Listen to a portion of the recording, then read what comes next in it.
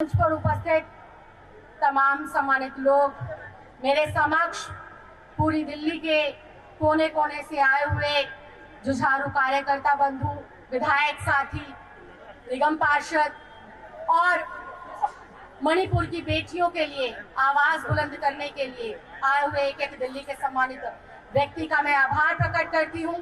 धन्यवाद देना चाहती हूँ कि केंद्र में बैठी हुई गूंगी बहरी सरकार के खिलाफ आज दिल्ली के बीचों बीच हम सब लोग देश की उन बेटियों के लिए न्याय की मांग कर रहे हैं जो पिछले 3 महीनों से ना जाने किस किस प्रकार के अपराधों का शिकार होती है।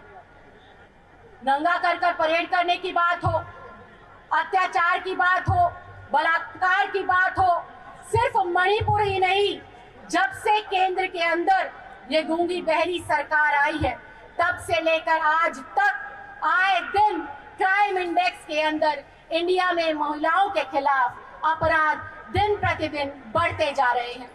यहाँ पर खड़े होकर सिर्फ किसी के खिलाफ बात करना और एक कैंडल मार्च निकाल देना, मुझे लगता है उन बेटियों के प्रति न्याय नहीं होगा, उन बेटियों के प्रति सद्भावना नहीं होगी।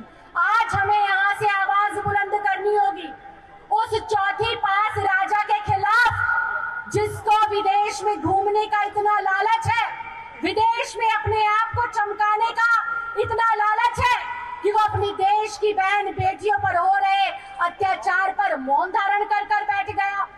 ऐसी सरकार जब पद पर वो आती है, उसका रिकॉर्ड अगर हम देखें, चाहे वो माननीय प्रधानमंत्री जी हो, चाहे वो इस ग्रह के, राज्य के गृह के और देश के गृह के सुरक्षा सुनिश्चित करने वाले गृह मंत्री हो, ये लोग ना तो प्रधानमंत्री है और ना ही गृह मंत्री है।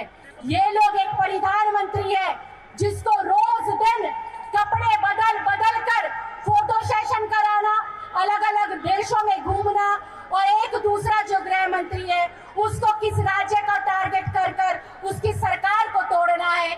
दिन प्रतिदिन बस इनका यही काम है। इनको इस बात की चिंता नहीं है कि कश्मीर से लेकर कन्याकुमारी, उत्तर से लेकर दक्षिण तक हम अपने देश की बेटियों की सुरक्षा कैसे सुनिश्चित करें, कैसे अपने युवाओं के रोजगार को सुनिश्चित करें, कैसे इस देश की एकता, अखंडता, भाईचारे को सुनिश्चित करें। ये वो देश है जिसके अंदर सरकार हिंदुत्व का नारा लेकर आती है, बेटियों को बचाने का नारा लेकर आती है, रोजगार देने का नारा लाती है, लेकिन 9 साल के अंदर उसके बिल्कुल उलट बात पाई जाती है। ये सरकार, ये वही सरकार है जिसने वर्ष 2014 के अंदर अपना भाषण में कहा था, बहुत हुआ बेटियों पर वार, अब की बार मोदी सरकार बेटी बचाओ बेटी पढ़ाओ। वो ये कहना भूल गए कि जब हम सरकार और सत्ता के अंदर आएंगे तो हमसे ही अपनी बेटियों को बचाना।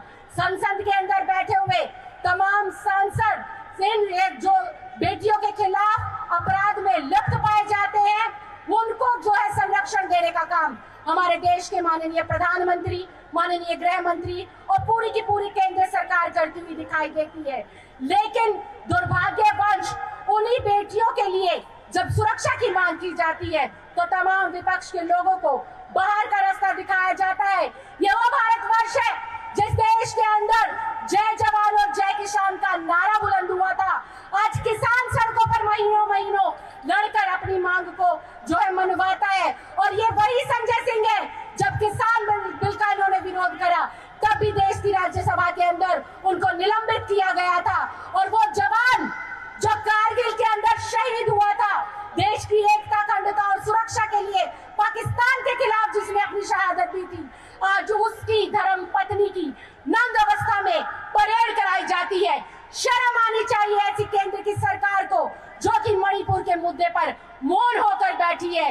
आज इस जंतर मंतर से हम लोगों को ये आह्वान करना होगा कि हम आने वाले समय के अंदर ऐसी सरकार को उखाड़ फेंकेंगे जो हमारी बेटियों की ना हो सकी, जो हमारी युवाओं की ना हो सकी, जो हमारी किसानों की ना हो सकी, जो हमारी महिलाओं की ना हो सकी, और तो और भारत माता की भी नहीं हो सकी। भारत माता के नाम पर शोषण किया जा रहा है, दोहन किया जा रहा है, गुमराह किया जा रहा है।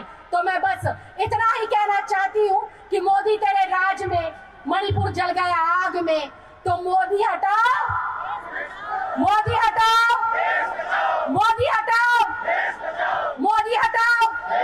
और मैं एक बात और कहना चाहती हूँ, चौथी पास राजा और एक दूरदर्शी नेता के अंदर फर्क इतना है। जब 2019 का चुनाव लड़ा जा रहा था, माननीय मुख्यमंत्री श्री अरविंद केजरीवाल जी ने एक ट्वीट कर कहा था कि अगर भारतवर्ष का गृह मंत्री अमित शाह जैसा व्यक्ति बन गया तो इस देश के अंदर जंगल राज आ जाएगा, गुंडा राज आ जाएगा। एक और वो दूरदर्शी नेता है जो चेता रहा है, बता रहा है, समझा रहा है देश की जनता को।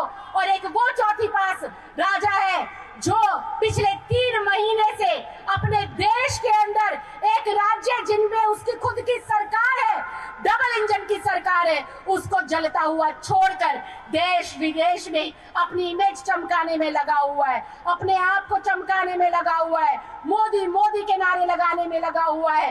तो ऐसा मोदी जो बेटियों के नाम पर मौन है, ऐसा अमित शाह जो देश की सुरक्षा, एकता, अखंडता के नाम पर चुप है। तो मैं आज यहाँ से आप लोगों से निवेदन करना चाहती हूँ, हम ऐसी उनकार भरेंगे कि आने वाले 2024 के अंदर इनकी सत्ता को उखाड़ फेंकेंगे। जैसे निर्भया के दौरान पूरा देश एकजुट हुआ था, आज इन बहनों के लिए, आज मणिपुर की बेटियों के लिए देश के एक एक व्यक्ति को, एक एक भाई को और बहन को इकट्ठा होना है और उखाड़ कर फेंक देना है ऐसी सरकार को जो चुप है, निशब्द है, मौन भरकर बैठी है, जो बेटियों की सुरक्षा पर एक शब्द नहीं बोलती। और विपक्ष से उनको इतना जो है दिक्कत है, इतनी उनको परेशानी है कि पूरी की पूरी सरकार को खत्म करने के लिए दिन रात एक कर देते हैं। तो मैं आज आए हुए एक क्रांतिकारी साथी से, सम्मानित जो है दिल्ली के वासी से यही निवेदन करती हूँ, जहां तक भी हो ज्यादा से ज्यादा इस आवाज को बुलंद करें कि आने वाले समय में हमें पढ़े लिखे लोगों को जो है सत्ता में लेकर आना है।